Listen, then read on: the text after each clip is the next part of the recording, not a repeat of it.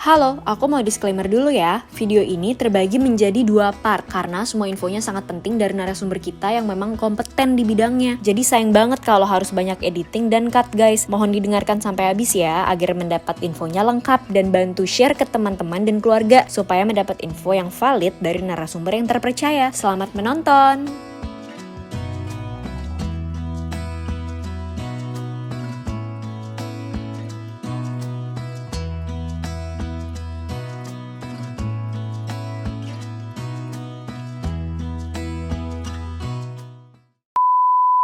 Hey guys, welcome to my channel Learn Hands. Apa kabar kalian semua? Aku harap kalian sehat selalu. Ya kenapa aku selalu nanya ini? Karena kita tahu PPKM diperpanjang lagi. Artinya lonjakan kasus COVID-nya ini masih terus meningkat. Dan seiring peningkatan kasus COVID, hoax-nya juga meningkat gitu kan. Hoax-hoax makin bertebaran. Jangan salah loh, informasi yang misleading ini bisa hingga menyebabkan seseorang meninggal karena COVID. Karena menolak pengobatan atau denger info-info yang nggak bener, akhirnya nggak mau masuk rumah sakit dan lain sebagainya. Kita tahu udah pernah ada kejadian seperti itu ya, sempat viral juga kemarin. Jadi hari ini kita akan menjawab beberapa pertanyaan yang emang lagi huru-hara banget, seliweran gitu ya tentang COVID ini. Jadi hari ini aku nggak sendirian, aku akan mengundang seorang dokter spesialis penyakit dalam yang memang kompeten di bidangnya. Karena beliau-beliau inilah salah satu orang yang berhadapan langsung dalam penanganan kasus COVID. Baik, langsung aja kita hubungin Dr. Ada Ninggar, spesialis penyakit dalam.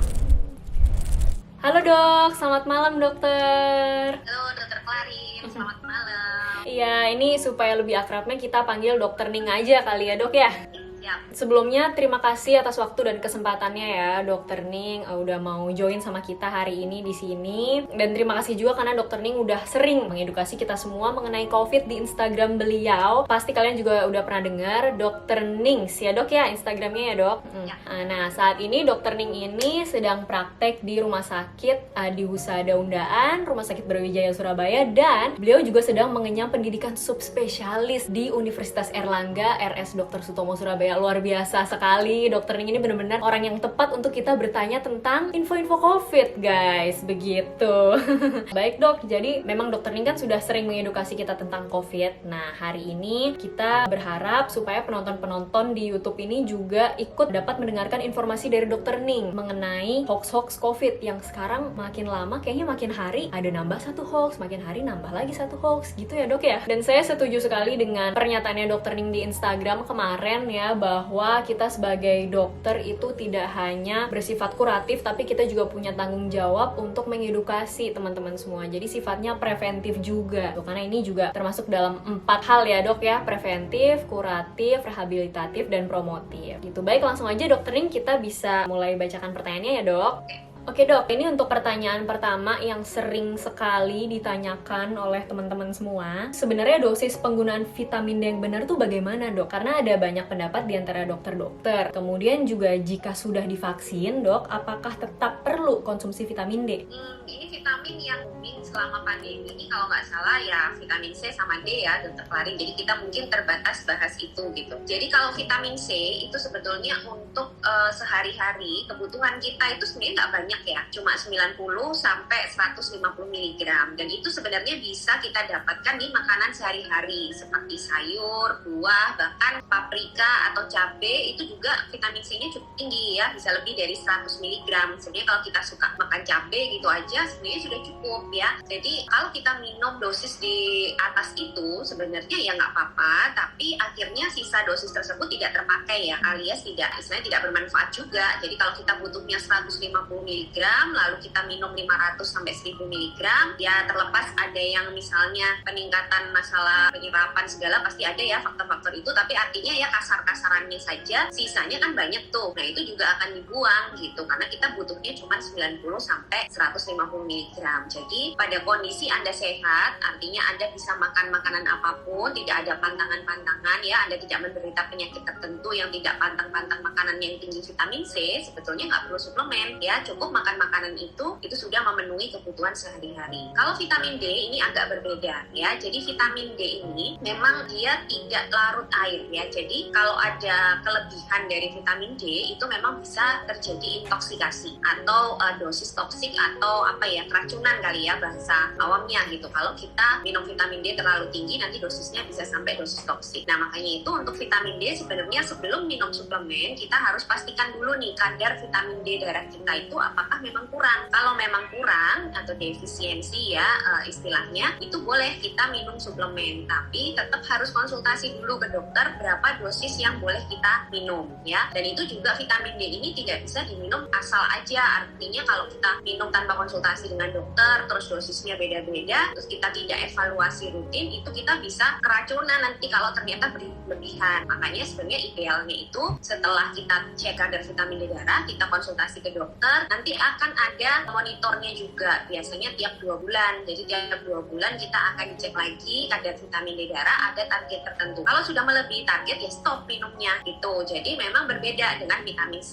Resikonya itu untuk terjadi dosis toksik lebih berbahaya vitamin D kalau tidak diawasi. Kalau vitamin C sebenarnya jarang terjadi intoksikasi ya, karena dia mudah sekali dikeluarkan lewat ginjal. Tapi akhirnya banyak juga resiko kalau diminum jangka panjang. Jadi ada orang-orang yang juga untuk vitamin C itu kan nggak kuat lambungnya misalnya. Betul, ya orang itu ada. Jadi orang jadi iritasi lambung, GERD-nya kambuh gitu ya. Atau orang-orang yang punya bakat terbentuk batu ginjal itu pada orang yang minum vitamin C dosis tinggi juga bisa terjadi. Lalu vitamin C ini kan juga membantu penyerapan besi ya. Jadi pada penggunaan vitamin C yang berlebihan itu juga pada orang-orang tertentu bisa terjadi penumpukan zat besi di organ. Itu juga hal yang cukup berbahaya ya. Makanya memang penggunaan jangka panjang itu harus selalu dipertimbangkan manfaat dan resikonya. Jadi intinya kalau vitamin C sebetulnya Anda nggak perlu minum suplemen kalau memang Anda tidak berisiko kekurangan. Kalau vitamin D boleh, asalkan periksa dulu dan konsultasi ke dokter. Itu prinsipnya.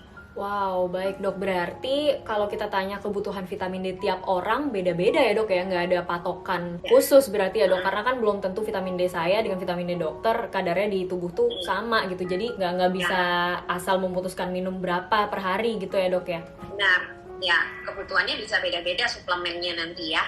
Kemudian untuk kalau berjemur bagaimana dok? Apakah kita minum suplemen vitamin D itu perlu berjemur lagi atau sebenarnya suplemen itu udah dalam bentuk aktif dok? Berjemur itu sebenarnya adalah sumber utama sinar UVB. Jadi sumber utama kita mendapatkan sinar ultraviolet B untuk membentuk vitamin D secara alami di dalam tubuh kita. Cuman masalahnya memang untuk mendapatkan sinar matahari yang memang tinggi sinar ultraviolet B itu nggak mudah ya, karena banyak faktornya. Misalnya ini faktor ketinggian dari tempat kita atau rumah kita, lalu faktor iklim, faktor polusi ya, belum juga nanti kalau mendung misalnya seperti itu. Ada faktor-faktor orangnya sendiri, faktornya seperti warna kulit kan, semakin hitam itu membutuhkan lebih lama pajanan terhadap sinar ultraviolet untuk mendapatkan sinar UVB. Belum nanti kebiasaan menggunakan sunblock atau keluar dalam kondisi biasanya bajunya panjang-panjang. Nah itu semua sangat berpengaruh dan terkait dengan kebudayaan masyarakat Indonesia. Terus waktu kapan kita berjemur pun kan sampai sekarang juga belum ada kepastian karena tadi itu faktornya banyak banget. Memang idealnya itu antara jam 11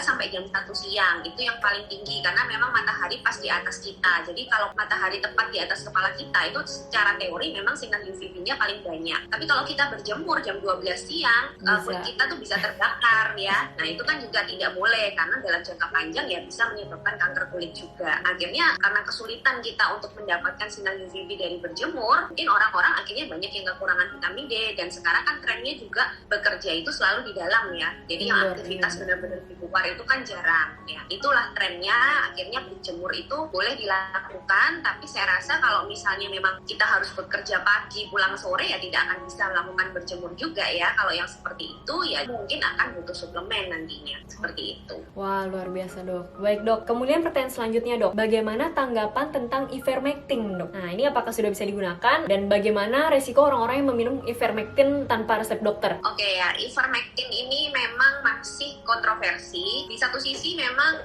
penelitian tentang ivermectin ini cukup banyak ya, tapi kalau kita gali lagi atau kita lakukan critical appraisal namanya ya sama jurnal-jurnal tersebut, ternyata memang uji klinis yang betul-betul membuktikan ivermectin ini bermanfaat untuk COVID juga masih belum konsisten hasilnya. Sebetulnya kan awalnya kenapa ivermectin ini menjadi bakal ya perkiraan bahwa oh ini kemungkinan obat COVID itu karena pada waktu itu sempat ada penelitian di laboratorium. Jadi ada salah satu bahan ya kalau nggak salah di dalam ivermectin itu yang katanya bisa mencegah virus ini masuk ke dalam sel. Nah cuman di situ ternyata bahan tersebut itu membutuhkan dosis yang 100 kali sampai 200 kali lebih tinggi dari dosis yang sekarang dipakai untuk anti cacing gitu. Jadi kalau yang sekarang ini beredar kan ivermectin ini kan di izinnya sebagai anti parasit ya, anti cacing dengan dosis tertentu. Nah untuk mendapatkan efek antivirus tadi sesuai penelitian yang di laboratorium tadi, kita harus menaikkan dosisnya itu 100 sampai 200 kali lipat. Oleh karena itu kita harus menguji dulu kan apakah dosis itu aman atau tidak untuk diberikan pada pasien COVID misalnya. Jadi itulah kenapa WHO, Kemenkes, BPOM sampai sekarang masih membolehkan ivermectin ini hanya terbatas uji klinis karena memang kita belum tahu dengan dosis cacing itu jelas tidak efektif, dia harus lebih tinggi dosisnya, tapi dosis yang lebih tinggi itu apakah aman? Nah itu kan harus diuji dulu. Jadi itu kesimpulannya. Jadi sampai sekarang sebetulnya ivermectin itu jangan buru-buru dipakai, itu kalau menurut saya ya, karena bukti ilmiahnya kan belum ada. Kalau misalnya mau diminum jangka panjang sebagai pencegahan itu sangat tidak logis. Efeknya seperti apa? Karena biasanya untuk cacing kan kita minumnya cuma single dose, 1 kali aja dan tiap 6 bulan. Membutuhkan uji klinis yang lebih lengkap lagi untuk melihat terutama keamanannya. Jadi itu kalau untuk pengobatan ini juga belum terbukti. Makanya untuk teman-teman yang minum ivermectin apalagi tanpa resep dokter ini hati-hati banget ya, karena kita nggak tahu dosis yang aman itu berapa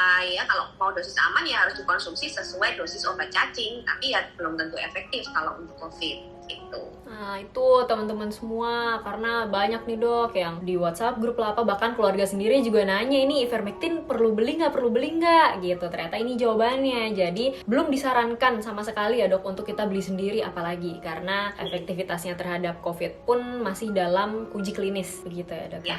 Baik dok, kita ke pertanyaan selanjutnya. Jadi beberapa waktu yang lalu sempat ada statement dari salah seorang dokter lain ya dok ya, yang mengatakan bahwa ada interaksi obat yang menyebabkan pasien-pasien COVID ini akhirnya hingga meninggal dunia. Dan ini sempat viral kan ya dok. Kemudian setelah itu dokter tersebut diberi peringatan dan segala macam. Apakah ini kebetulan atau gimana? Mungkin sedikit cocokologi ya dok. Tapi setelah itu nggak lama, regimen oseltamivir dan azitromisin itu kemudian dihapuskan dari regimen pengobatan COVID untuk gejala ringan ya kalau nggak salah ya dok? Ya.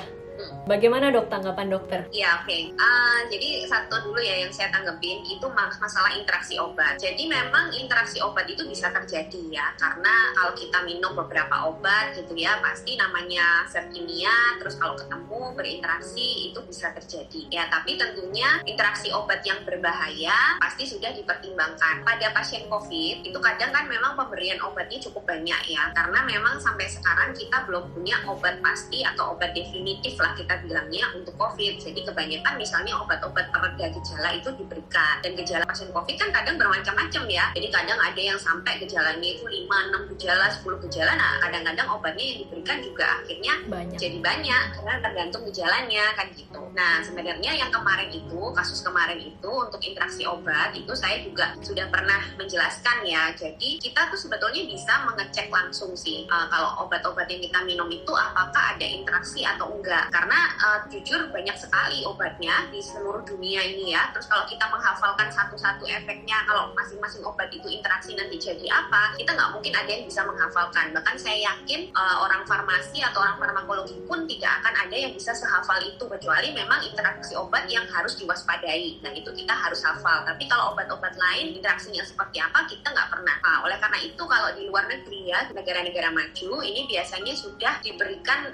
seperti kebebasan pada orang awam maupun orang-orang mahasiswa terkait. Nah itu untuk mengakses langsung nih, mengakses. Jadi ada yang namanya seperti aplikasi, entah aplikasi atau website gitu ya, yang bisa diakses secara umum. Kalau misalnya Anda mau membeli obat sendiri, nah itu bisa dicek di situ apakah obat yang mau Anda minum nanti itu saling berinteraksi. Jadi itu sudah seperti rangkuman digital gitu ya, rangkuman dari berbagai macam kamus obat. Ya di situ nanti bisa tuh kita masukin misalnya obat A dengan obat B, apakah ada interaksi. Nah itu bisa kita cek di website atau tools tools tersebut. Kemarin itu karena setelah ada kasus tersebut ya, sebenarnya saya yakin obat-obat yang diberikan selama ini itu tidak pernah ada interaksi, karena memang saya juga merawat pasien COVID kan sejak awal pandemi, ya tidak ada kan reaksi-reaksi begitu. Nah, untuk obat-obatan yang ini tempat saya masukin tuh pakai tools tersebut ya, ternyata tidak satu pun yang berinteraksi ya. Jadi obat-obat yang sering atau obat-obat yang ada di list pedoman tata laksana COVID itu dimasukkan ke dalam tools tersebut, ternyata tidak ada yang saling berinteraksi. Jadi itu mungkin salah satu hal yang bisa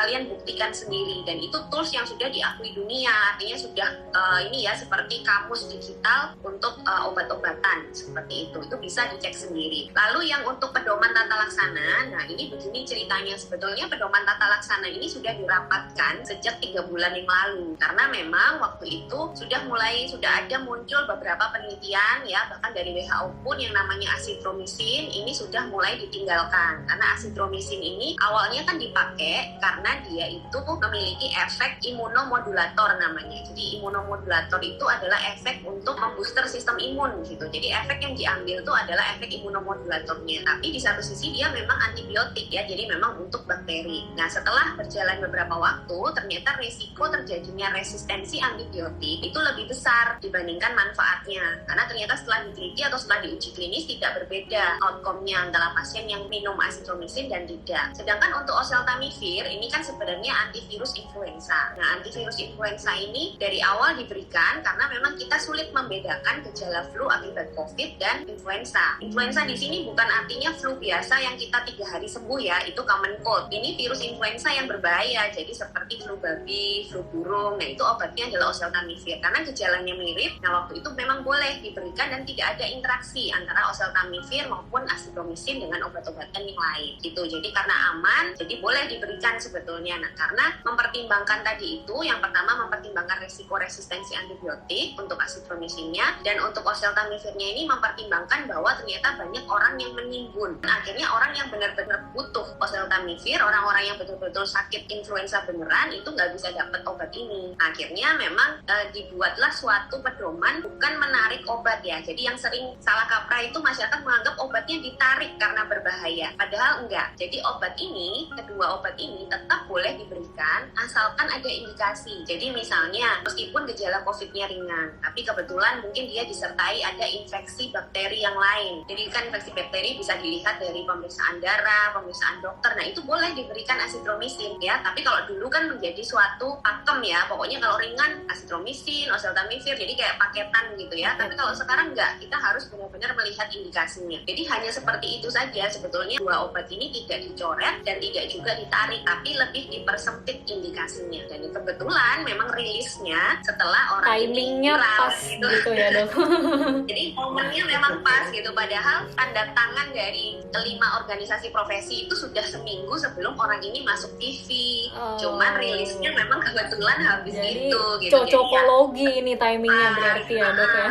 Benar, dan gampang banget digoreng dibilangnya karena memang obatnya berbahaya, si dokter ini benar, jadi obatnya ditarik. Padahal obat ini nggak ditarik, sampai sekarang pun kita boleh ngasih memberikan. Sebuah info juga buat teman-teman semua untuk semakin tidak asal minum antibiotik sendiri dan beli obat sendiri tanpa konsultasi dulu dengan dokter ya kan dok. Jadi tidak berbahaya, bukan obatnya yang berbahaya, cuman kalian harus konsultasi dulu sama dokter. Oke, pertanyaan selanjutnya dok. Jadi pada beberapa kasus seperti sempat salah seorang artis waktu itu ya dok, itu sudah negatif hasil PCR-nya. Memang sempat dirawat karena COVID, kemudian hasil PCR-nya negatif, pulang ke rumah, nggak lama terjadi perburukan hingga meninggal dunia. Kira-kira gimana bisa terjadi seperti itu ya dok? Apakah setelah PCR negatif tetap bisa terjadi badai sitokin atau bagaimana dok? Jadi yang harus kita tahu tuh bahwa COVID ini perjalanan penyakitnya sebetulnya macam-macam ya. Jadi ada yang awalnya mungkin gejalanya ringan, terus seterusnya dia akan ringan dan sembuh. Ada yang gejalanya ringan, dalam 5-7 hari dia memburuk menjadi gejala sedang, berat, lalu sembuh. Atau juga ada yang awalnya ringan lalu memburuk 5-7 hari, gejala sedang, berat, terus meninggal. Nah, untuk yang meninggal ini tadi, perburukan lalu meninggal, itu memang ada 3 fase ya. Jadi COVID ini ada 3 fase. Yang pertama itu kita bilangnya fase virus, di mana fase virus ini biasanya terjadi pertempuran ya antara tentara tubuh kita sama virus. Nah itu kita demam, batuk, semua gejala-gejala awal itu muncul, itu fase virus. Nanti pada saat antibodi itu sudah muncul, ya antibodi itu kan agak lambat ya munculnya karena dia kan butuh pengenalan dulu dan lain-lain. Nah setelah antibodi muncul biasanya setelah 5 hari, nanti antibodi ini akan menghabiskan sisa virus yang tadinya sudah dilawan dari awal gitu ya. Nah nanti pada saat kalau bisa hilang semua virusnya, ya dia akan sembuh. Tapi pada kondisi orang-orang tertentu itu kadang-kadang respon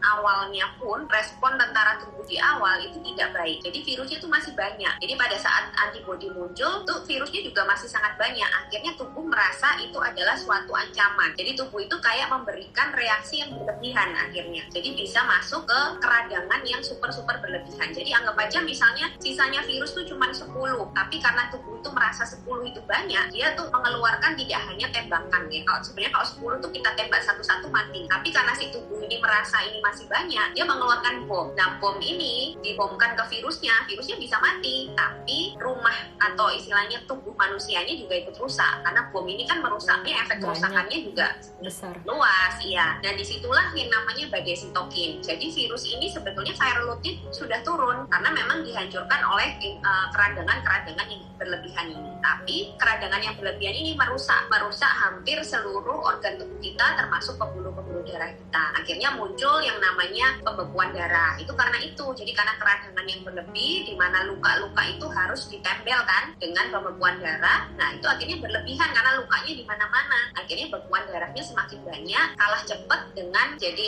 pembentukan dari pembekuan darahnya itu terlalu cepat, kalah dengan homeostasis dari tubuh kita yang istilahnya tubuh kita ini kan pasti mempertahankan darah kita tuh cair ya. Jadi kalau ada pembekuan langsung dicairkan lagi, ada pembekuan langsung dicairkan lagi. Tapi karena pembentukan pembekuannya itu sangat banyak, sangat cepat, ini tidak bisa cover gitu ya.